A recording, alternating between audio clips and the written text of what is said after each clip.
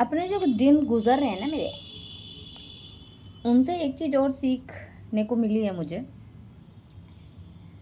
कि अपनी आवाज़ को इतनी ज़्यादा बुलंद या तेज़ रखो कि आप कुछ बात अगर कह रहे हो ना तो सामने वाला उसे सुने, उसको सुनने के बाद आगे बढ़ जाए ना तो उसके में गलती उसकी नहीं है कि वो आगे बढ़ गया, उसने सुना नहीं या कुछ भी करके। इसमें गलती आपकी है कि आपकी आवाज़ उसके कानों तक पहुंची ही नहीं। तो आप अपनी आवाज़ को ना बुलंद रखो। थोड़ा सा लहजा अगर तेज करना पड़े आपको अपनी आवाज़ का तो करो, क्योंकि वो मध्यम आवाज़, सुरीली आवाज़ में आप अपनी बात नहीं रख सकते। हाँ, मध्यम आवाज़, सुरीली आवाज़, इन सब में मन बहलाना, सामने वाले का मतलब लीचड़ पूचड़ वाला काम अगर आप करना चाहते हो तो आप अपनी आवाज़ को धीमी रखें, सुरीली टाइप जिसको बोलते हैं। लेकिन अगर आप अपने बातों को रखना चाहते हैं किसी के सामने और आप सही हैं, खुद को सही बताने के लिए हमेशा लास्ट ऑफ सेंचुरी या फिर जो भी टाइम चल रहा है या जो भी पुराना वक्त रहा अभी तक का, उसमें आवाज़ ऊंची ही यूज़ करी जाती है। मतलब यूज़ क्या करी जाती है, ऊंची आवाज़ को ही सुना जाता है।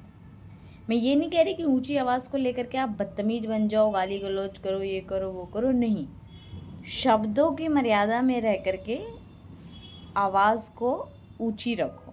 इस सामने वाले से अगर आप कुछ कह रहे हो ना तो वो ना इधर देखे ना उधर देखे, और इग्नोर तो करने का सवाल होना ही नहीं चाहिए कि वो आपको इग्नोर कर दे।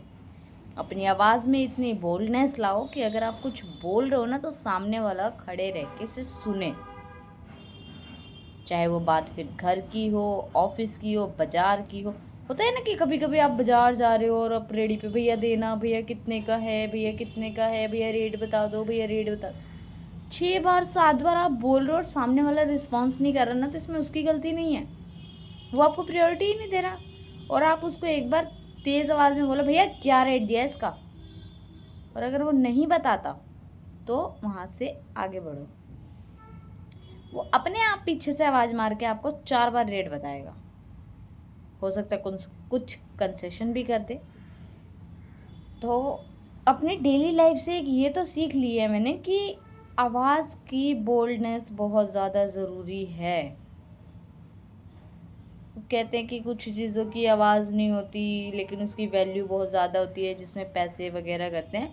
लेकिन मैं कह रही हूँ कि जिस इंसान की, बेशक वो लेडीज़ हो या जेंट्स हो, आदमी औरत बच्चे बूढ़े जो भी हैं, अगर उनकी आवाज़ में बोल्डनेस नहीं है ना तो सब कुछ होते हुए भी ना गूंगे बहरों वाली ज़िंदगी चल रही होती है उसकी। वो बोल रहा है, सामने वाला इग्नोर कर रहा है और चला जा रहा है, और कुछ भी तो जम नहीं पा रहा कुछ। इसलिए आवाज़ को बोल्ड रखो, और आप अगर बोल रहे हो तो सामने वाला सुनना चाहिए और समझे भी। समझना तो चलो एक स्टेप, मतलब समझने की चीज़ ये होती है कि आपकी अब बात क्या है, नहीं है, सामने वाले के समझ आ रही है नहीं आ रही है, ये दूसरी चीज़ है। मतलब बोल्डनेस की आवाज़ से लेके एक स्टेप ऊपर वाली चीज़ है ये, समझना वाले तो। लेकिन उससे पहले आपकी आवाज़ पहले पहुँचे तो सही, सामने वाला सुने तो सही। और इसके लिए आपको अपनी आवाज़ को बोल्ड करना पड़ेगा। बस आवाज़ की बोल्डनेस पे ध्यान दो।